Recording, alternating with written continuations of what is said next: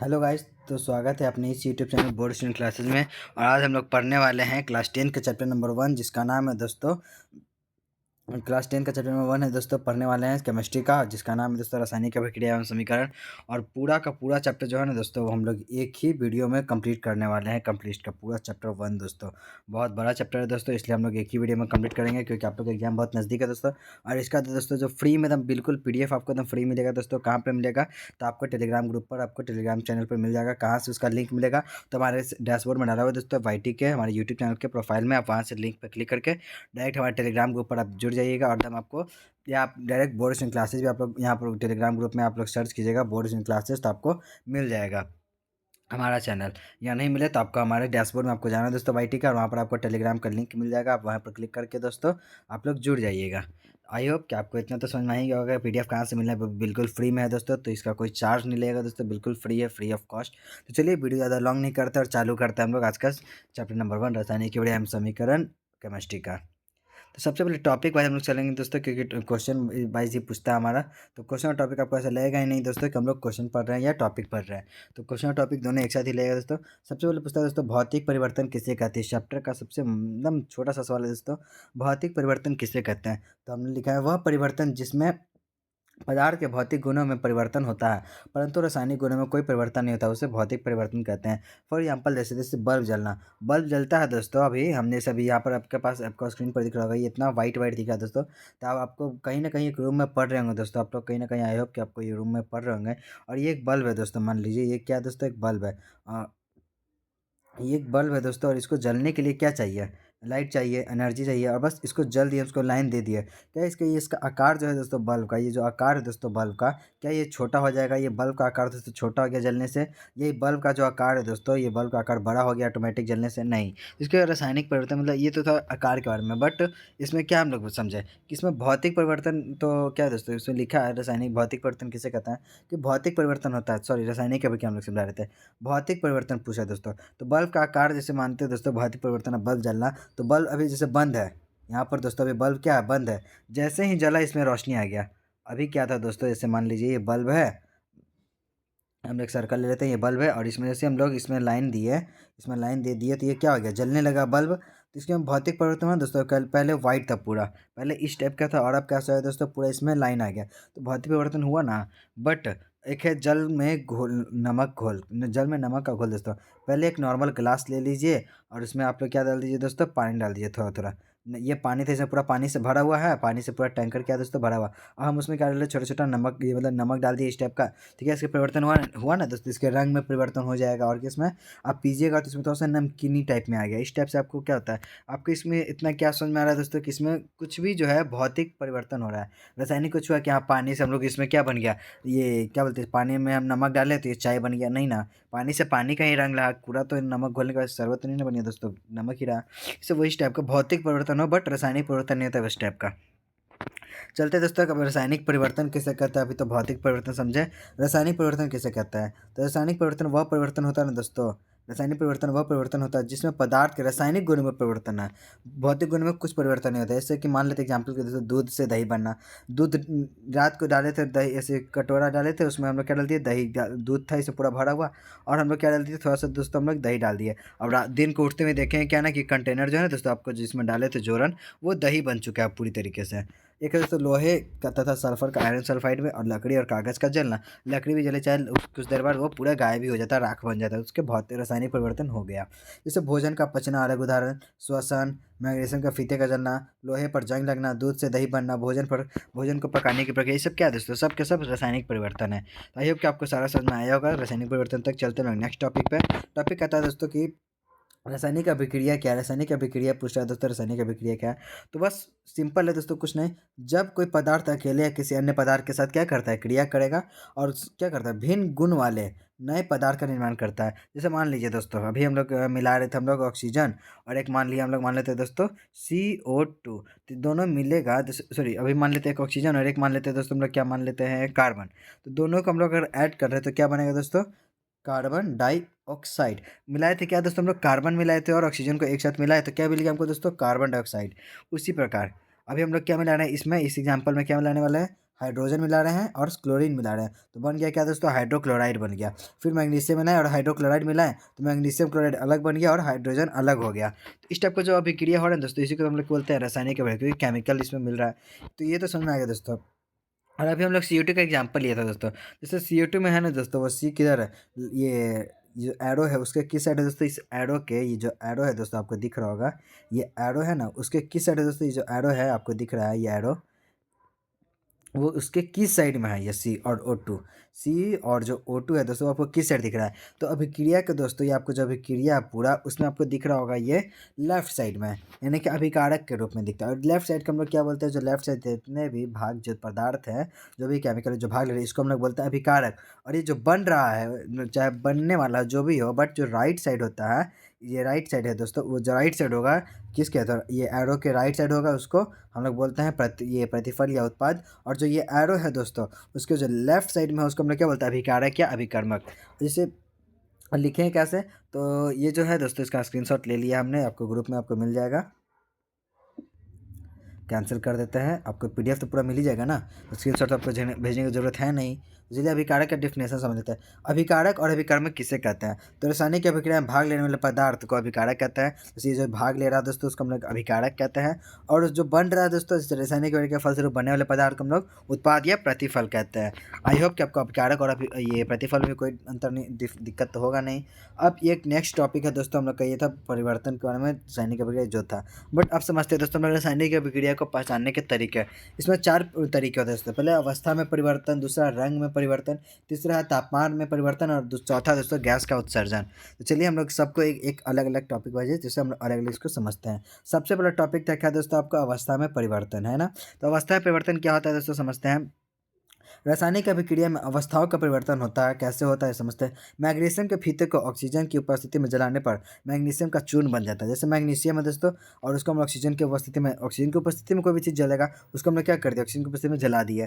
अब क्या बन गया, मैग्नीशियम का चूर्ण बन गया, मैग्नीशियम ऑक्साइड बन गया, है कि नहीं। तो ये क्या होगा दोस्तों, पहले हम लोग क्या था, मैग्नीशियम अलग था, ऑक्सीजन अलग था, अब दोनों साथ में हो गया। वही बात है कि इसका क्या हो गया, अवस्था में परिवर्तन था। ये क्या दोस्तों, अवस्था में परिवर्तन हो गया। एक दूसरा टॉपिक है दोस्तों आपका रंग में परिवर्तन, मतलब टॉपिक 1 में ही अंदर सब टॉपिक है दोस्तों, इसको बोलते हैं रंग में परिवर्तन है दूसरा। ये आप ऊपर नीचे भी हो सकता है दोस्तों, पहले आपको रंग में परिवर्तन भी हो सकता है, पूछा जा सकता है, तो आपको इसमें तो कोई दिक्कत नहीं है। बट 9 बाई 9 नहीं दोस्तों, मैंने पहले रंग में परिवर्तन समझाया है, आप उसके अवस्था में परिवर्तन आपको कहीं दिख जाए पहले को भी, इससे कोई दिक्कत नहीं है दोस्तों। चलिए अब ये रंग में परिवर्तन क्या है दोस्तों समझते हैं। तो रासायनिक अभिक्रिया में रंग का परिवर्तन होता है, ठीक है दोस्तों। जैसे कॉपर सल्फेट का विलयन का रंग नीला होता है दोस्तों। कॉपर सल्फेट का सूत्र क्या है, CuSO4 दोस्तों, जिसका रंग कैसा होता है दोस्तों, ब्लू होता है। नीला मतलब ब्लू दोस्तों, ठीक है। और परंतु लोहे के कील को डालने पर उसका रंग भूरा या हल्का हरा हो जाता है। जो लोहे का कील है दोस्तों, Fe, जिसको हम लोग बोलते हैं लोहा, इसको लोहे का जो सूत्र है दोस्तों Fe होता है।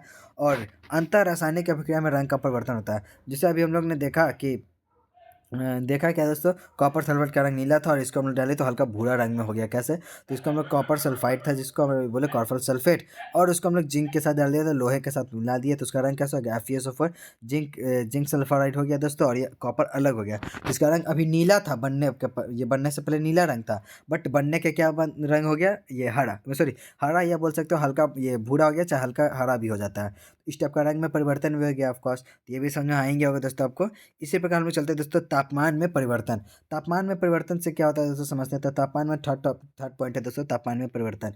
रासायनिक अभिक्रिया में ताप का परिवर्तन होता है दोस्तों। ताप का परिवर्तन जैसे कैसे, तो तनु सल्फ्यूरिक अम्ल CaO है दोस्तों, जिसको दानेदार जिंक डालने पर पात्र गर्म हो जाता है, मतलब पानी के साथ गर्म कर रहे हैं दोस्तों, तो गर्म हो गया। अब अभिक्रिया में ताप का उत्सर्जन, ये परिवर्तन होता है, या मतलब ये ऊर्जा निकलता है। जैसे कि अभी हम लोग क्या डालते हैं, ये सब CaO डाले, और क्या डाले, H2O मतलब पानी डाल दिए, और बना गया दोस्तों CaOH का होल्टॉइस बन गया, और साथ में क्या निकला, ऊर्जा निकल गया। ये जो ऊर्जा निकला ना दोस्तों, इसी को हम लोग क्या बोलते हैं, हम लोग ये जो तापमान में क्या हो गया परिवर्तन। अभी हम लोग कहीं ऊर्जा डाले थे नहीं, बट इसमें हम लोग आग से इसको क्या किया, थोड़ा सा गर्म कर दिए, बट ऊर्जा अलग से भी निकल रहा है। तो इस तरह से क्या हो गया कि तापमान में इसका परिवर्तन हो गया।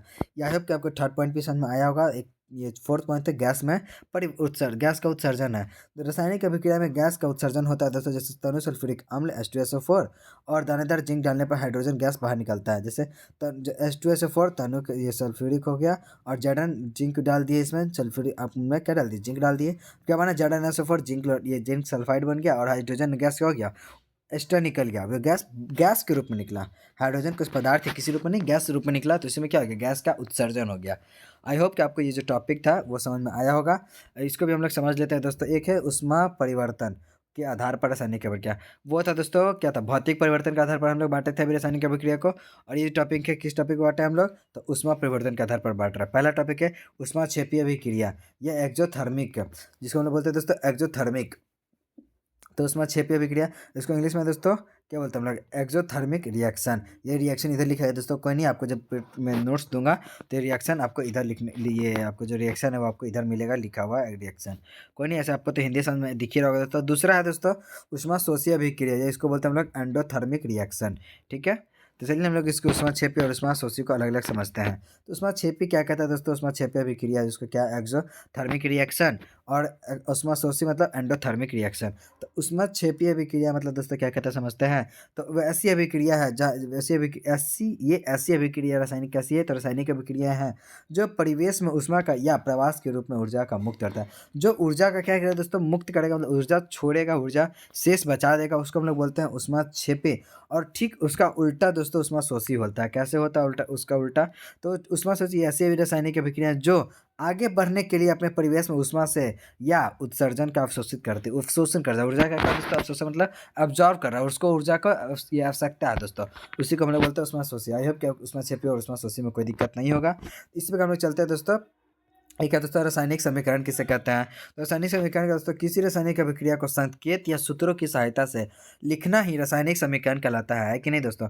किसी भी रासायनिक अभिक्रिया, जैसे हम लोग लिखे अभी मान लेते हैं, लिखे हम लोग C+O और क्या लिख दिया दोस्तों 2, बनना क्या दोस्तों हम लोग का CO2 बन गया है ना। तो क्या लिया यहाँ पर, C लिए, ऑक्सीजन लिए और बना क्या कार्बन डाइऑक्साइड। ये जो भी था दोस्तों कार्बन डाइऑक्साइड मतलब जो भी था उसको हम लोग सूत्र के साथ, कार्बन कैसे लिखा था, ऐसे लिखा था। अब ऑक्सीजन कैसे लिखा था, जोड़ यहाँ पर डालते हैं, फिर ऑक्सीजन तो बहुत बड़ा हो जाता, तो इसको हम लोग कैसे सूत्र और संकेत के द्वारा दिखाया दोस्तों, कार्बन को C से और ऑक्सीजन को O से और कार्बन डाइऑक्साइड बना तो CO2 से दिखा दिया। तो इस जो शॉर्ट फॉर्म हुआ इसको हम लोग क्या बोलते हैं दोस्तों, रासायनिक अभिक्रिया, रासायनिक समीकरण। सर इसको हम लोग बोलते हैं रासायनिक समीकरण। और रासायनिक समीकरण के कितने प्रकार होते हैं दोस्तों, तो रासायनिक समीकरण के 2 प्रकार होते हैं दोस्तों। रासायनिक समीकरण के कितने प्रकार होते हैं, तो 2 प्रकार होते हैं। रासायनिक समीकरण के 2 प्रकार होते हैं दोस्तों। ठीक है, तो पहला होता है दोस्तों संतुलित रासायनिक समीकरण, दूसरा दोस्तों असंतुलित रासायनिक समीकरण। ठीक है, तो संतुलित रासायनिक समीकरण क्या होता है उसको समझ लेते हैं। संतुलित रासायनिक समीकरण से आप क्या समझते हैं, तो संतुलित रासायनिक समीकरण वह समीकरण है जिसमें समीकरण के दोनों पक्ष, दोनों ओर प्रत्येक तत्व के परमाणु संख्या समान होते हैं, संतुलित।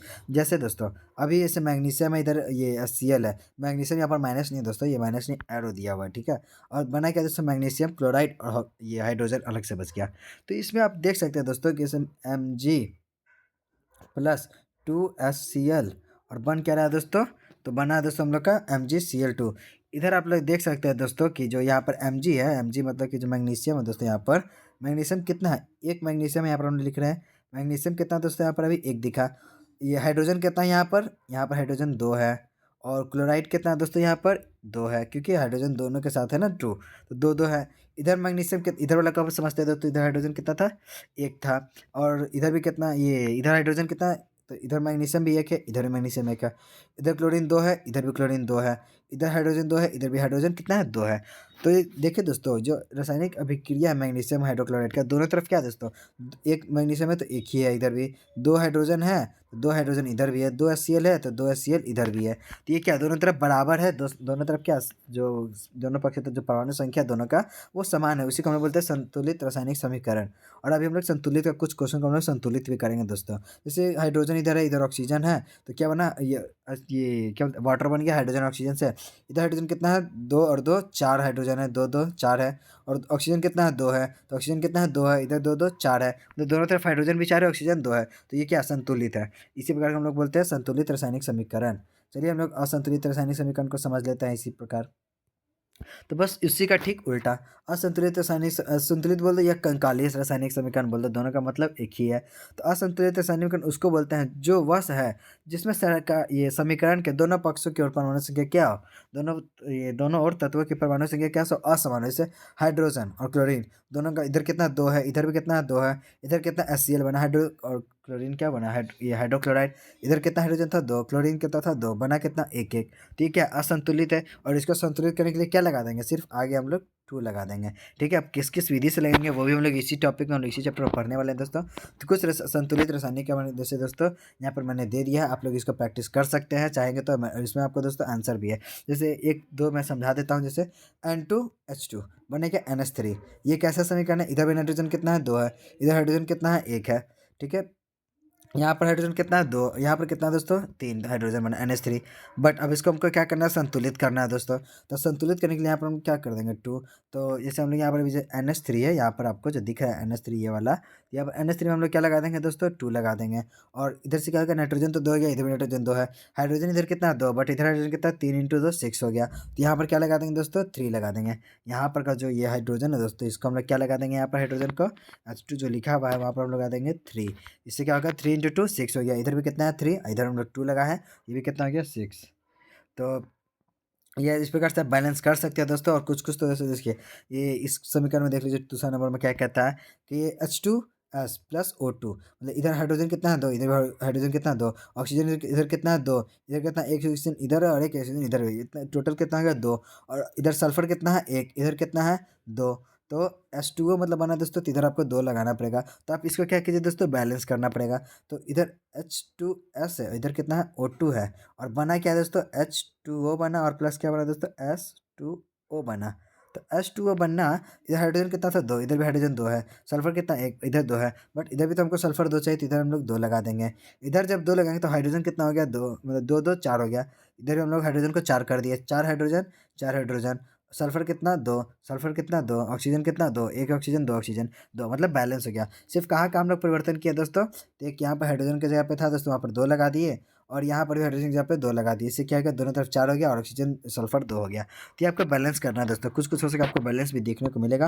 मैंने टोटल दोस्तों 19 क्वेश्चन दिया है आपको, 6 क्वेश्चन इधर है और बाकी का क्वेश्चन 19 के लिए बाकी यहाँ पर है दोस्तों, देख सकते हैं आप लोग। यहाँ पर आपको कुछ बैलेंस भी देखने को मिल सकता है, कुछ अनबैलेंस भी मिलेगा, तो आपको बैलेंस कर लेना है।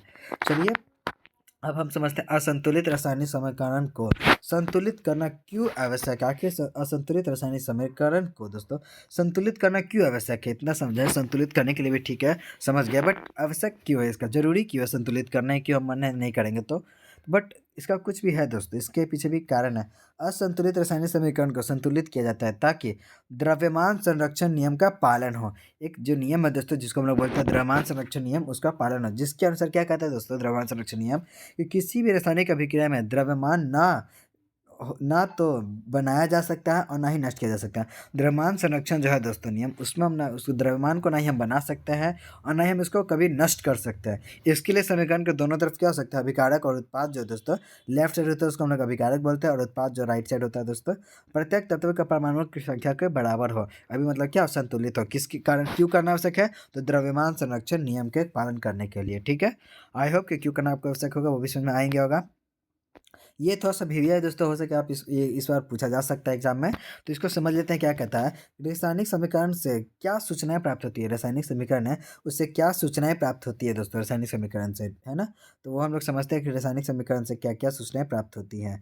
तो रासायनिक समीकरण से प्राप्त होने वाली सूचनाएं, जैसे किसी रासायनिक समीकरण में हमें निम्नलिखित सूचनाएं प्राप्त होती है, क्या क्या दोस्तों। तो आप इसको पॉइंट वाइज लिख सकते हैं दोस्तों, बट हमने पॉइंट वाइज नहीं लिखा, आपका मन है तो लिख सकते हैं। पहला, यह अभिकारकों एवं प्रतिफलों के संकेत और सूत्रों को जानकारी देता है। उसमें कितना, जैसे मान लेते हैं दोस्तों हम लोग कि कार्बन प्लस ऑक्सीजन मिला रहे हैं, तो बना क्या दोस्तों कार्बन डाइऑक्साइड। इधर कार्बन का कितना है एक भाग है, इधर भी कार्बन का एक भाग है, इधर कितना दो भाग, इधर भी कितना दोस्तों दो भाग है।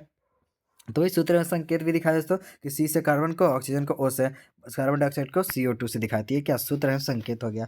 और यह बताता है दोस्तों कि अभिकारक में कौन से पदार्थ भाग ले रहे हैं, कौन से पदार्थ दोस्तों भाग ले रहे हैं, यही बताता है क्या, तो रासायनिक समीकरण। ये कैसे समीकरण है दोस्तों, आपको दिख रहा होगा ये क्या समीकरण है, और यही क्या बता रहा है दोस्तों हम लोग को, भाग लेने वाले पदार्थ कौन से हैं और बन क्या रहे हैं दोस्तों, अभिकारक के फलस्वरूप कौन कौन से पदार्थ का निर्माण होता है, यही बता रहा है क्या, तो रासायनिक समीकरण ही बताता है क्या बनता है।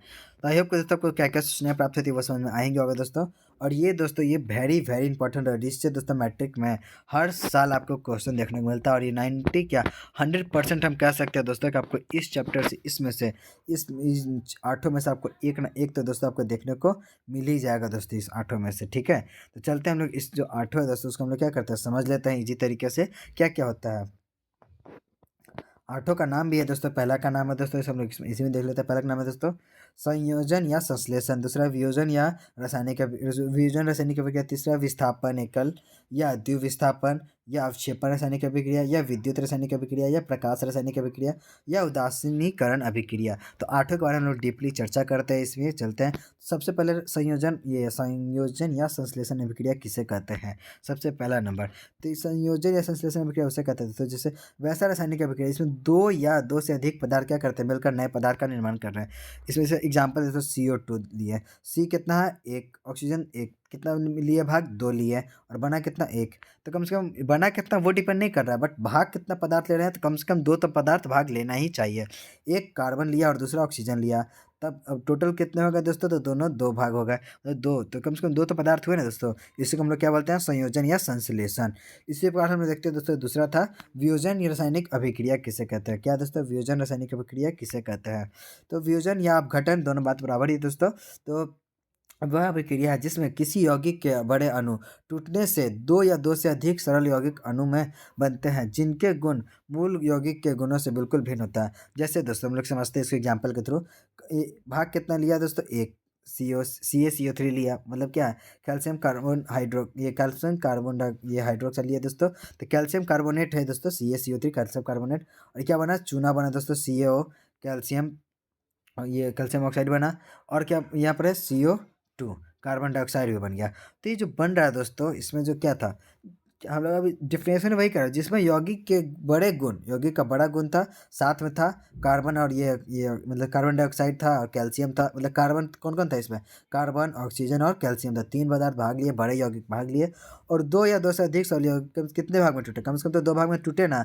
तो कम से कम तो दो भाग में टूटे, या दो से अधिक भाग में भी टूट सकते हैं। और उनके गुण मूल यौगिक गुण से बिल्कुल भिन्न है। यहाँ पर क्या था दोस्तों, CaCO3 मतलब कि कैल्शियम कार्बोनेट था, और बना क्या दोस्तों, ये CO बन गया, कैल्शियम और ये ऑक्साइड बना, और क्या बना, कार्बन डाइऑक्साइड। दोनों दो भाग में बना, दोनों अलग अलग चीज़ बना। तो दोनों का चीज़ तो अलग अलग है दोस्तों। तो यही क्या बोलता है, वियोजन या रासायनिक अभिक्रिया यही बोलता है दोस्तों। वियोजन या अपघटन अभिक्रिया में यही आपको देखने को मिलता है कि दोनों तरफ जो भाग ले रहे हैं पदार्थ, दोनों अलग अलग होते हैं मूल गुण से। आई होप कि आपको दूसरा नंबर भी समझ आया होगा। आठ में दो दो टॉपिक तो समझ लिए दोस्तों। तीसरा है विस्थापन या एकल अभिक्रिया किसे कहते हैं। तो ये दोस्तों वैसे भी रासायनिक अभिक्रिया जिसमें अधिक क्रियाशील तत्व कम क्रियाशील तत्व को यौगिक से विस्थापित कर देता है, मतलब खत्म कर देता है दोस्तों।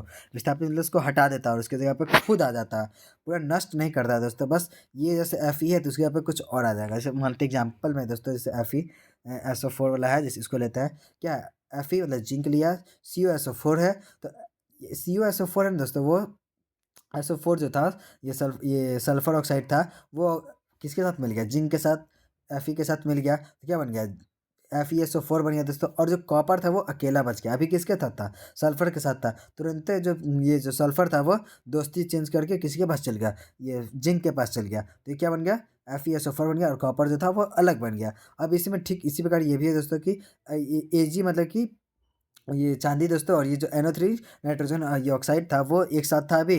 और यहाँ पर देखिए दोस्तों, समीकरण में कॉपर के साथ ये अभिक्रिया किया तो नाइट्रोजन था दोस्तों, वो किसके साथ चल गया, कॉपर के साथ मिल गया। और ये जो Ag था उसको ये चांदी को छोड़ दिया, बोला कि हम तुम्हारे साथ नहीं रहेंगे, अब हम चलते हैं कॉपर के साथ। तो ये जो विस्थापन हुआ दोस्तों, इसी को हम लोग क्या बोलते हैं, विस्थापन या एकल विस्थापन एक ही हुआ, इसलिए बोलते हैं हम लोग एकल विस्थापन अभिक्रिया।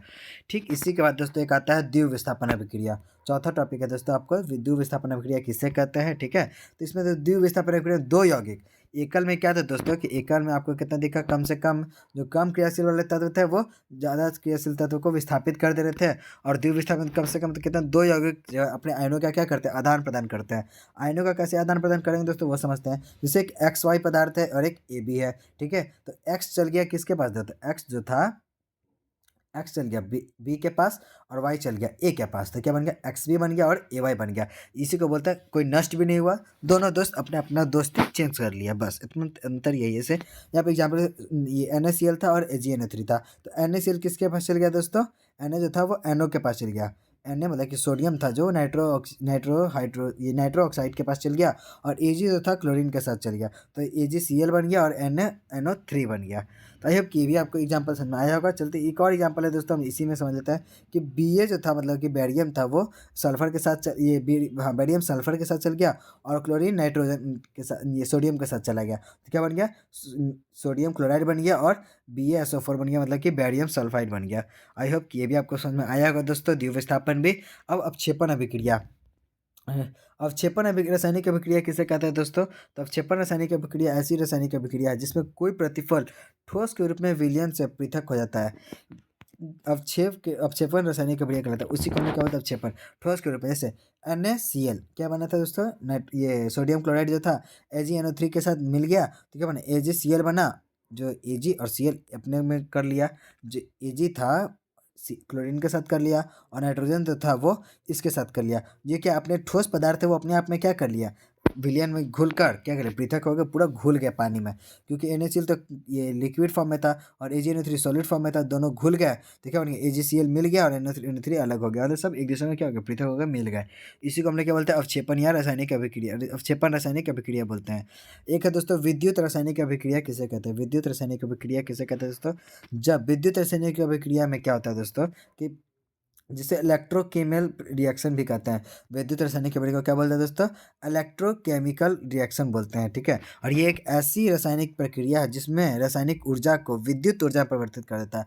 रासायनिक ऊर्जा को विद्युत ऊर्जा में परिवर्तित कर देता है, या उसके विपरीत दोस्तों, ठीक उसका बोलते हैं विद्युत ऊर्जा को रासायनिक में परिवर्तित कर देगा। ये एक ऑप्शन कि रासायनिक को विद्युत में उत्पन्न कर दे, या विद्युत को रासायनिक में उत्पन्न कर दे। इस अभिक्रियाओं में मुख्य रूप से दो पदार्थ के बीच इलेक्ट्रॉनों का स्थानांतरण मतलब क्या होता है दोस्तों, रेडॉक्स अभिक्रिया हम लोग कुछ देर में अभी समझ लेंगे दोस्तों, लास्ट टॉपिक है, बट हम लोग इसको भी समझ लेंगे रेडॉक्स अभिक्रिया क्या होता है। सॉरी, कि रेडॉक्स अभिक्रिया इसी को बोलते हैं दोस्तों, क्या होता है। जैसे ये अपने आयनों क्या कर रहा है दोस्तों, आदान प्रदान कर रहा है। अभी था दोस्तों, मान ले ये केमिकल फॉर्म में था, और ये कैसा हो गया, रासायनिक फॉर्म में हो गया, मतलब कि विद्युत फॉर्म में हो गया। अभी क्या था, रासायनिक फॉर्म में था, रासायनिक ऊर्जा के रूप में था, तुरंत बदल गया विद्युत फॉर्म में, ठीक है। तो इसी को हम लोग बोलते हैं विद्युत रासायनिक अभिक्रिया। चाहे जो स्थानांतरण जब होता है दोस्तों इलेक्ट्रॉनों का, तो उस अभिक्रिया को बोलते हैं हम लोग रेडॉक्स अभिक्रिया, चाहे ये विद्युत रासायनिक अभिक्रिया बोलते हैं। आई होप कि आपको 6 नंबर की समझ में आया होगा टॉपिक। एक है प्रकाश रासायनिक अभिक्रिया, क्या प्रकाश रासायनिक अभिक्रिया किसे कहते हैं दोस्तों, ये टॉपिक है। तो प्रकाश रासायनिक अभिक्रिया एक ऐसी रासायनिक अभिक्रिया है जिसमें जिसमें प्रकाश का ऊर्जा का अवशोषण होता है। प्रकाश का ऊर्जा क्या होता है दोस्तों, अवशोषण मतलब कि अवशोषित, उसमें पूरे तरीके से घुल जाता है, उसमें जरूरत पड़ता है, उसी को हमने क्या बोलते हैं, प्रकाश रासायनिक अभिक्रिया। किस कौन सा प्रकाश, तो सूर्य का प्रकाश, ठीक है दोस्तों। अब एक दोस्तों लास्ट टॉपिक जो था, अभी हम लोग जो टॉपिक निकाले थे नया वाला, उसमें एक लास्ट पॉइंट है, उदासीनीकरण अभिक्रिया किसे कहते हैं। तो ऐसी रासायनिक अभिक्रिया जिसमें अम्ल किसी भस्म के साथ ये अभिक्रिया कर लवण और जल बनाता है। जैसे अम्ल जो है दोस्तों, जैसे HCl क्या है, अम्ल है, और NaOH मतलब कि सोडियम हाइड्रोक्साइड क्या है दोस्तों, लवण है, भस्म है। भस्म मतलब कि क्षार है, तो बना क्या दोस्तों, लवण बना, या एक जल बन गया। मतलब NaCl क्या था, लवण बनते हैं, NaCl लवण ही है दोस्तों, तो क्या एक लवण बन गया और एक जल बन गया। तो इसे को हम लोग, इस अभिक्रिया जो हो रहा है दोस्तों, इस अभिक्रिया को हम लोग क्या बोलते हैं, उदासीनीकरण अभिक्रिया। एक है दोस्तों, एक और एग्जाम्पल है H2SO4 इनकी, और KOH पोटेशियम हाइड्रोक्साइड, और ये पोटेशियम जो था दोस्तों वो H2SO4 के साथ K2SO4 बन गया, और हाइड्रोजन ये लवण बन गया, और एक पानी बन गया, ठीक है।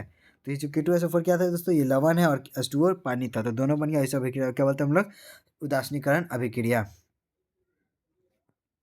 एक है दोस्तों, अभी हम लोग ने एक नया टॉपिक आपको बोला था, रेडॉक्स अभिक्रिया हम अच्छे से डीपली एक्सप्लेनेशन करेंगे। वही है दोस्तों, रेडॉक्स अभिक्रिया का दूसरा नाम क्या, इसको हम लोग बोलते हैं ऑक्सीकरण या अवकरण अभिक्रिया। चलिए हम लोग इसको भी समझ ही लेते हैं। इसको रेडॉक्स अभिक्रिया से समझने से पहले कुछ छोटे छोटे पॉइंट है, उसको समझना जरूरी है दोस्तों। तो उसको समझने से पहले छोटे छोटे पॉइंट कौन कौन सा है। उपचयन रासायनिक अभिक्रिया किससे कहते हैं, उपचयन मतलब दोस्तों जिसमें ऑक्सीजन को ग्रहण करता है जो पदार्थ हो कोई, जैसे वैसा रासायनिक है जिसमें कोई पदार्थ ऑक्सीजन का क्या करता है, ग्रहण, और हाइड्रोजन का त्याग कर देता है। जैसे कार्बन डाइऑक्साइड, कार्बन क्या कर रहा है दोस्तों, इसमें ये ऑक्सीजन का क्या कर रहा है, ग्रहण कर रहा है, तो इसको हम लोग कार्बन डाइऑक्साइड बोलते हैं। और ये सल्फर भी क्या कर रहा है, ऑक्सीजन को ग्रहण कर रहा है, तो सल्फर ऑक्साइड बन गया। दोनों क्या कर दोस्तों, दोनों अलग अलग था, अब दोनों ग्रहण कर ले तो अपना नाम भी बदल लिया और अपना रूप में भी परिवर्तन कर लिया, तो क्या था दोस्तों, इसी को हम लोग बोलते हैं उपचयन। और ठीक इसका उल्टा दोस्तों, इसमें अपचयन अभिक्रिया क्या है, तो अपचयन अभिक्रिया ठीक इसका उल्टा दोस्त होता है। जैसे इसमें क्या है दोस्तों कि हाइड्रोजन का ग्रहण करता है और ऑक्सीजन का त्याग करता है। जैसे हाइड्रोजन है दोस्तों, वो ऑक्सीजन के साथ मिला तो क्या बन गया, हाइड्रो ऑक्साइड बन गया। इसमें हाइड्रोजन था और क्लोरीन, क्लोरीन क्या किया, हाइड्रोजन को अपने साथ ग्रहण कर लिया तो हाइड्रोक्लोराइड बन गया। मतलब इसमें हाइड्रोजन को ग्रहण किया और जो ये इससे पहले जो पढ़े थे हम लोग, इसमें ऑक्सीजन को ग्रहण कर लिया था। मतलब दोनों एक दूसरे के क्या दोस्तों, विपरीत है। अब यही दोनों को मिलाकर दोस्तों हम लोग पढ़ने वाले हैं रेडॉक्स अभिक्रिया किसे कहते हैं। और ये दोस्तों आपको 99% चांस है कि आपको रेडॉक्स अभिक्रिया हो सके, आपको देखने को मिलेगा। कब? तो 2026 के आपको केमिस्ट्री के पेपर में आपको जरूर देखने को मिलेगा दोस्तों। तो इसको हल्के में नहीं लेने का, ठीक है। क्या बोलती है पब्लिक, इसको हल्के में नहीं लेने का, ठीक है। तो रेडॉक्स रासायनिक अभिक्रिया क्या होता है इसको समझते हैं। तो किसी रासायनिक समीकरण में उपचयन तथा अपचयन अभिक्रिया। उपचयन मतलब दोस्तों जो ऑक्सीजन को ग्रहण करता है और हाइड्रोजन का त्याग करता है, और अपचयन मतलब दोस्तों जो हाइड्रोजन का ग्रहण करता है और ऑक्सीजन को त्याग करता है। वैसे दोनों को मिलाने पर जो अभिक्रिया बनता है उसको हम लोग बोलते हैं रेडॉक्स अभिक्रिया कहलाता है। जैसे COO ये ऑक्सीजन को ग्रहण किया हुआ है और हाइड्रोजन के साथ क्या कर रहा है दोस्तों, अभिक्रिया कर रहा है। तो बना क्या, ऑक्सीजन हाइड्रोजन एक साथ हो गया, H2 बन गया और CO अलग हो गया। इसमें क्या दोस्तों, हाइड्रोजन ऑक्सीजन दोनों एक साथ हो गया, दोनों ना अलग हुआ, ना टूटा, ना कुछ हुआ, ना नष्ट हुआ, दोनों एक साथ हो गया और कॉपर अलग हो गया। तो इस अभिक्रिया को हम लोग क्या बोलते हैं, रेडॉक्स अभिक्रिया बोलते हैं। आई होप कि ये समझ में आया होगा दोस्तों। एक टॉपिक है दोस्तों इसमें से आपको हर टाइम दोस्तों इसमें से ऑब्जेक्टिव सब्जेक्टिव तो इसमें से पूछा ही जाएगा। कब? तो 2026 में दोस्तों। इस टॉपिक को भी आप हल्के में मत लीजिए दोस्तों, क्योंकि आपको इसमें से तो आपको देखने को मिलेगा 2026 में दोस्तों। तो चलिए ये जो टॉपिक है इसको हम लोग बहुत शॉर्ट फॉर्म में समझे दोस्तों, क्योंकि हम लोग वन शॉट कर रहे हैं। तो दोस्तों दैनिक जीवन में ऑक्सीकरण और अवकरण अभिक्रिया का प्रभाव। दैनिक जीवन में ऑक्सीकरण और अवकरण का क्या प्रभाव पड़ता है, तो ये दोस्तों धातुओं का जंग लगना होता है। पहला कारण क्या दोस्तों, धातुओं में जंग लग जाता है, ठीक है। प्रभाव क्या पड़ा, धातु जो पदार्थ है उसमें जंग लग गया, जैसे लोहे में। श्वसन की क्रिया होता है दोस्तों, श्वसन जैसे हम लोग सांस ले रहे हैं ये भी है, क्योंकि हम लोग ऑक्सीजन ग्रहण करते हैं तो कैसा है, ऑक्सीकरण, और छोड़ते हैं तो अवकरण। मतलब यही होता है दोस्तों, धातुओं में जंग लग गया है ना, वो भी क्या, ऑक्सीकरण अवकरण का भी क्रिया का पदार्थ है। फिटकिरी और क्लोरीन का उपयोग पानी के शोधन में। फिटकिरी जो होता है दोस्तों बर्फ टाइप में होता है ना, वो देखे ना, उसी का क्लोरीन का उपयोग में पानी में शोधन में होता है। जैसे वो कुछ देर बाद वो नहीं दिखेगा, बर्फ जैसा पिघल जाता है। हवा और जल के प्रदूषण में नियंत्रण होना। और देखिए हवा और जल की प्रदूषण नियंत्रित जो कौन करता है, तो ऑक्सीकरण और अपकरण भी करता है दोस्तों। और एक है रासायनिक निर्माताएं। रासायनिक निर्माता मतलब जो रासायनिक हम लोग निर्माण कर रहे हैं दोस्तों, उसका बात हो रहा है। एक है दोस्तों खाना पकाने में इसका काम होता है, प्रभाव पड़ता है। और एक है जैविक पदार्थों का सड़ना। मतलब जो भी पदार्थ है दोस्तों 1 से 2 दिन हो जाता है उसका क्या होता है, ऑक्सीजन की वजह से वो सड़ जाता है, क्योंकि वो खुले वायु में रखा रहता है। आई होप आपको दैनिक जीवन में दोस्तों ऑक्सीकरण उपकरण का समझ में आया होगा। एक नया टॉपिक है दोस्तों, आपको दहन से आप क्या समझते हैं, दहन से आप लोग क्या समझते हैं दोस्तों, वो पूछ रहा है। तो दहन किसी पदार्थ के ऑक्सीजन में जलने पर ऊष्मा और प्रकाश का उत्पन्न होता है, उससे जलने की प्रक्रिया को हम लोग दहन कहते हैं। जैसे एक उसको हम लोग डायग्राम है दोस्तों यहाँ पर, डायग्राम अभी, हाँ ये है दोस्तों, दहन हो रहा है इसमें। कैसे? तो मोमबत्ती है दोस्तों, ये मोमबत्ती वो जल रहा है, तो ये जलने की जो प्रक्रिया है ना दोस्तों, ये जो जल रहा है उसमें, उसी को हम लोग क्या बोलते हैं, दहन बोलते हैं। ठीक है दोस्तों, दहन आप लोग समझ गए किसको बोलते हैं, प्रकाश। उसमें सब क्या निकला, जैसे अभी जो कैंडल था दोस्तों, ये कैंडल है, मान लीजिए ये कैंडल है, और इसका जो तीली है, ये जो क्या दोस्तों, तीली है, ये जो है दोस्तों वो तीली है, मान लीजिए ये तीली है, और ये जलना प्रारंभ किया, ठीक है। ये जो तीली था वो जलने लगा। अब जलने लगा तो इसमें से क्या हुआ दोस्तों कि ये जो ये था, छोटे छोटे क्या था, तितके निकलने लगा, आग की लहरें कुछ निकलने लगी। और ये जो प्रक्रिया है इसी को हम लोग क्या बोलते हैं, दहन बोलते हैं। आई होप कि आपको फिर से समझाया तो दोबारा समझाएंगे होगा दोस्तों। आखिर अब दहन के आवश्यक शर्त है, दहन के जलने के लिए, दहन होने के लिए क्या क्या शर्त है वो समझते हैं। तो दहन के लिए आवश्यक शर्त है दोस्तों क्या क्या, वो समझ रहे हैं हम लोग, ठीक है। तो दहन के लिए आवश्यक शर्त वो समझ रहे हैं, तो इस टॉपिक में समझ ही लेते हैं कि ज्वलन ताप वह न्यूनतम ताप, ज्वलन का तापमान का वह न्यूनतम ताप, वह सबसे छोटा से छोटा नाम, छोटा छोटा तापमान है दोस्तों, वो बात कर रहे हैं, सबसे छोटा तापमान जिस पर कोई पदार्थ आग पकड़ ले। कम से कम ये तो 100 डिग्री से कम तो नहीं होता दोस्तों, कोई पदार्थ को आग पकड़ने के लिए कम ज्वलन ताप वाले पदार्थ को शीघ्र आग पकड़ लेते हैं। कौन सा पदार्थ है जो कम, ये जो शीघ्र आग पकड़ लेते हैं, वो आप कमेंट में जरूर बताइएगा दोस्तों। ऐसा कौन सा पदार्थ है जो ये बहुत जल्द ही आग पकड़ लेता है, वो आपको कमेंट में बताना है दोस्तों। कौन सा पदार्थ आपको ये कम ही तापमान पर जलने लगते हैं, वो आपको बताना है। ज्वलनशील होते हैं जैसे जो, और जो कम आग, जो मतलब कम ही तापमान पर जलने लगते हैं वो होते हैं ज्वलनशील पदार्थ। जैसे दहन के लिए क्या क्या आवश्यक शर्तें, 3 स्थितियाँ। पहला, दहनशील पदार्थ का होना, क्योंकि दहनशील पदार्थ होगा तभी कोई दहन हो पाएगा, मतलब जलेगा। दूसरा, ऑक्सीजन होगा तभी जल पाएगा। तीसरा, प्रज्वलन तापमान, मतलब कि जलने के लिए उसको तापमान भी कुछ होना चाहिए। और आग पर काबू पाने के लिए पानी और कार्बन डाइऑक्साइड का उपयोग किया जाता है। और जब आग लग जाता है तो उसमें हम आग को बुझाने के लिए किसका उपयोग करते हैं दोस्तों, पानी का, है ना। पानी किसका उपयोग करते हैं दोस्तों? तो पानी का उपयोग हम लोग करते हैं। और यह कार्बन डाइऑक्साइड का कंटिन्यूअसली, और जैसे एक सिलेंडर गैस होता है दोस्तों, जो बहुत सारे संस्थान बड़े बड़े जो होते हैं उसमें रखा रहता है किसका? तो ये जो CO2 का रखा रहता है दोस्तों, CO2 मतलब कार्बन डाइऑक्साइड का रखा रहता है। ठीक है, तो आपको दहन की आवश्यक शर्तें समझ में आ गया होगा दोस्तों। एक है ज्वलन ताप। ज्वलन ताप क्या होता है दोस्तों, वो समझ लेते हैं। तो ज्वलन ताप उसे बोलते हैं दोस्तों, ज्वलन ताप वह न्यूनतम तापमान होता है जिस पर कोई पदार्थ हवा की उपस्थिति में जलना हवा की उपस्थिति में जलना शुरू कर देता है। और जो तापमान पर अभी मान लो एक पदार्थ है दोस्तों, और इसको हम ये नीचे से आग दे दिए, नीचे से क्या दे दिए दोस्तों, हम लोग आग देना प्रारंभ कर दिए, आग देने लगे। और जब ये पदार्थ जलने लगेगा उस टाइम को जो तापमान होगा उसी को हम लोग बोलते हैं ज्वलन ताप। आई होप कि ज्वलन ताप आपको समझ में आया होगा दोस्तों। एक है ज्वाला क्या है, या ज्वाला के कितने क्षेत्र होते हैं वो पूछा है दोस्तों। तो ज्वाला एक क्या दोस्तों, एक दृश्यमान है या गैसीय भाग है। क्योंकि ज्वाला तो हम लोग को दिखता देख सकते हैं दोस्तों, बट उसको जैसे मानते हैं आपको दिखाने वाले हैं, जहाँ ईंधन वाष्प जलता है। ईंधन मतलब जो किरोसिन तेल है वो सब मान लीजिए ईंधन में डीजल पेट्रोल ये सब ईंधन में आते हैं। मोमबत्ती के लौह के 3 क्षेत्र है, ज्वाला के कितने क्षेत्र है? तो 3 क्षेत्र हैं। पहला आंतरिक, जैसे सबसे कम जो गर्म होता है ना भाग दोस्तों, वो आंतरिक होता है और उसका रंग कैसा होता है? काला होता है। मध्य भाग पीला होता है और बाहरी भाग सबसे गर्म होता है जो नीले कलर का होता है। इसको हम लोग डायग्राम में देख सकते हैं दोस्तों। पहले डायग्राम ये है दोस्तों, इसको आप लोग देख सकते हैं। इस पिक्चर में आप लोग देखिए दोस्तों, जो मोमबत्ती है उसमें कि जो सबसे जो अंदर वाला भाग है, सबसे कम गर्म भाग, जिस सबसे क्या दोस्तों कम गर्म वाला भाग है, वही वाला हम लोग देख रहे हैं, सबसे कम गर्म वाला भाग है। ठीक है, और ये क्या है? सबसे देख ही सकते हैं दोस्तों, ये क्या अंदर वाला भाग काला है। और एक है दोस्तों आंशिक दहन वाला मध्य भाग। मध्य भाग देख सकते दोस्तों येलो कलर का है कि नहीं? एक है पूर्ण दहन वाला क्षेत्र, जो आगे वाला है, जो कैसा होता है? तो आपको इसमें रेड दिख रहा है, बट ये होता है कैसे? नीले कलर का। जो सबसे गर्म वाला भाग है वो कौन सा है? ऊपर वाला ही भाग होता है दोस्तों। सबसे गर्म वाला भाग कौन सा है दोस्तों? ऊपर वाला। और सबसे जो गर्म वाला भाग होता है वो बीच वाला होता है दोस्तों। सबसे कम या नीचे वाला बोल सकते हो। और सबसे कम होता है जो कम गर्म वाला, नॉर्मल ठीक ठाक होता है बीच वाला, और सबसे कम बीच अंदर, सबसे कम नीचे वाला। ये जो है दोस्तों सबसे कम जो आपको दिख रहा होगा यहाँ पर, नीचे वाला होता है।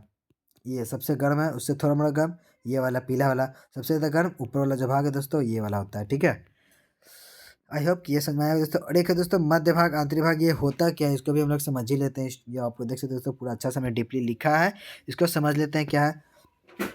आंतरिक पूर्ण दहन वाला काला भाग है, जो यह लौ का सबसे तेज, सबसे अंदरूनी, सबसे कम मतलब कम गर्म भाग है। अभी मैंने बताया जो सबसे अंदरूनी भाग होता है वो सबसे कम गर्म वाला भाग होता है। सबसे गर्म जो होता है वो कम गर्म होता है। और यह बिना जले हुए मोम वाष्प होता है। और यहीं पर जो है दोस्तों आप लोग देख सकते हैं कि बिना जले हुए मोम जो है वो क्या है? पिघलने लगते हैं वाष्प के रूप में। ठीक है, और एक है दोस्तों मध्य क्षेत्र। मध्य क्षेत्र क्या है दोस्तों, कि यह लौह का चमकीला भाग होता है, जो पीला और दीप्त भाग होता है, दीप्तमान भाग होता है। यह मोम के वाष्प को आंशिक दहन होता है, जिससे सबसे छोटा कार्बन कण निकलता है। यह पिक्चर में देख सकते हैं दोस्तों कि जो बीच वाला भाग है दोस्तों, इसमें ये कैसा है दोस्तों? तो सबसे मतलब ठीक है ठाक गर्म होता है, बट आंशिक दहन वाला मध्य भाग है दोस्तों। आपको पिक्चर में मैंने पूरा क्लियरली दिखा दिया है दोस्तों, तो आपको कोई दिक्कत नहीं होगा। एक है दोस्तों सबसे बाहरी भाग, जो है वो सबसे पूर्ण दहन होता है, जिसमें पूरा आप उसको छुएंगे तो आपको तुरंत हाथ जल जाता है। तो ये लौह का सबसे बाहरी भाग है, जो सबसे गर्म होता है। और ये गैर प्रकाशमान भाग है, जो नीले कलर का दिखाई देता है। आप लोग गैस सिलेंडर में, आप लोग जब गैस सिलेंडर मत लगा दीजिएगा दोस्तों, मतलब मजाक कर रहा हूँ। बट जैसे आप जो चूल्हा होता है दोस्तों, सिलेंडर हम लोग का, उसमें देखते हैं जो ये चूल्हा है उसमें आप देखिएगा ऊपर जो कलर है नीला कलर का दिखाई देता है, क्योंकि वो बहुत सबसे गर्म भाग होता है। आप उसको टच नहीं कर सकते। आप 2 सेकंड के लिए आप उंगली रखेंगे भी तो तुरंत आपको जल जाएगा। और एक है जो सबसे यहाँ मोम के वाष्प का पूर्ण दहन होता है, क्योंकि इसमें ऑक्सीजन का पर्याप्त आपूर्ति होती है। और यहाँ पर जो है दोस्तों मोम जो है ना, यहाँ पर मोमबत्ती के एग्जाम्पल में समझाया जा रहा है पिक्चर, जो मोम है दोस्तों पूरा 100% यहाँ पर पिघलने लगता है दोस्तों। ये आप लोग देख सकते हैं, यहाँ पर आप लोग देख सकते हैं क्या दोस्तों, पिघलने लगा है ना। ये था दोस्तों कुछ मोमबत्ती के क्षेत्र का था। बस अब कुछ ही 50 बाकी दोस्तों, कुछ ही 1-2 पॉइंट और है जो समझ ही लेते हैं कि द्रवित पेट्रोलियम गैस क्या है और पेट्रोलियम गैस का मुख्य उपयोग क्या है। ये सब जो दोस्तों लास्ट में अभी हम लोग जो करने वाले हैं, लास्ट का 10 जो 10 पेज है दोस्तों, वो आप तो एकदम 10 से 15 पेज जो है दोस्तों लास्ट का पीपीटी में, हम लोग का नोट्स में, वो आप 100% पढ़ लीजिएगा दोस्तों। आपको 2026 में उसमें से कहीं ना कोई क्वेश्चन आपको दिखेगा दोस्तों। ठीक है, तो ये क्वेश्चन हो सकता है, आ भी सकता है, क्योंकि पूछा जाता है मैट्रिक के फाइनल एग्जाम में। तो चलिए, द्रवित पेट्रोलियम गैस क्या है, द्रवित पेट्रोलियम गैस का मुख्य उपयोग क्या है वो समझ लेते हैं। तो द्रवित पेट्रोलियम गैस मतलब कि द्रवित लिक्विड पेट्रोलियम गैस, जिसको इंग्लिश में बोलते हैं दोस्तों, इसका हिंदी एलपीजी बोलते हैं शॉर्ट फॉर्म में, और एक जीवाश्म ईंधन है जो घरों में खाना और पकाने के औद्योगिक अनुप्रयोगों के लिए उपयोग की जाती है। घरों में खाना किससे बनता है दोस्तों, तो हम लोग का सिलेंडर से, जिसको हम लोग एलपीजी बोलते हैं। और यह मुख्य रूप से ब्यूटेन और प्रोपेन जैसी हाइड्रोजन गैसों का मिश्रण है। आप लोग देखिए दोस्तों, सिलेंडर पे आप लोग का जो सिलेंडर होता है दोस्तों, ये जो सिलेंडर है आपको इस पे देखने को मिलेगा लिखा हुआ, क्या देखने को मिलता है दोस्तों, यहाँ पर आपको ठीक यहीं पर आपको देखने को मिलेगा, यहाँ पर लिखा रहता है दोस्तों कि गैस में ब्यूटेन मिला रहता है। प्रोपेन का तो पता नहीं दोस्तों, बट आपको ब्यूटेन आपको 100% लिखा मिलता है दोस्तों। कहाँ पर, तो एलपीजी सिलेंडर में। और जिससे दाब डालकर तरल अवस्था में सिलेंडर में भरा जाता है। और इसी ब्यूटेन या प्रोपेन को क्या करते हैं, कम से दबा दबा कर दोस्तों, दाब डालकर उसको, मतलब 15 लीटर का जो होता है, 15 लीटर कम से कम, तो मिनिमम तो 15 लीटर है दोस्तों, मिनिमम तो 15 लीटर आपको भरा हुआ मिलता है। जिस पर आपको देखिएगा सिलेंडर पर आपको 30 लीटर लिखा रहता है, नॉर्मल जो हम लोग घर में यूज़ करते हैं, उस पर आपको 15 लीटर, जिसमें होता है 15 लीटर टंकी होता है, और 15 लीटर का उसमें गैस भरा रहता है। कौन सा गैस होता है दोस्तों, तो ब्यूटेन और प्रोपेन होता है। इसकी उपयोगिता खाना पकाने और गर्म करने से लेकर के वाहनों को ये पेट्रोकेमिकल उद्योगों तक फैली हुई, जैसे क्योंकि खाना बनाने में ज़्यादातर इसका उपयोग होता है, तो आप खाना बनाने में लिख सकते हैं दोस्तों, या वाहनों में भी इसका उपयोग होता है। एक है दोस्तों कि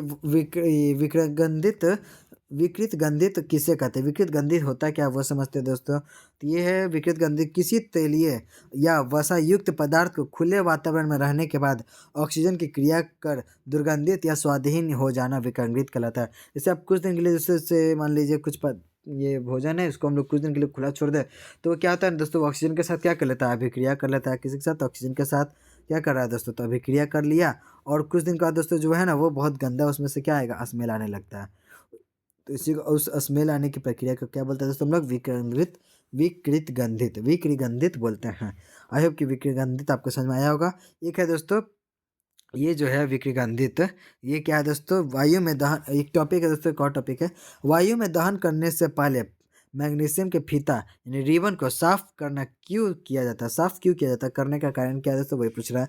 तो वायु में दहन करने से पहले मैग्नीशियम के फीता, जिसके रिबन को इसलिए साफ किया जाता है, मतलब साफ इसलिए किया जाता है क्योंकि मैग्नीशियम धातु अधिक अभिक्रियाशील होता है, क्योंकि मैग्नीशियम दोस्तों ऑक्सीजन के साथ तुरंत मिलेगा, और क्या बनता है, मैग्नीशियम ऑक्साइड, मतलब ऑक्सीजन के संपर्क में आते ही क्या करता है, तुरंत अभिक्रिया कर लेता है ऑक्सीजन के साथ। और यह वायु के संपर्क में आता है तो इसकी सतह पर मैग्नीशियम ऑक्साइड की परत बन जाती है, जो मैग्नीशियम को दहन से रोकती है। इसलिए इस परत को हटाने के लिए दहन से पहले रेजमाल से साफ किया जाता है। रेजमाल एक पदार्थ है दोस्तों, जिससे इसको साफ किया जाता है मैग्नीशियम के फीते को, ताकि इसमें तुरंत आग ना पकड़े।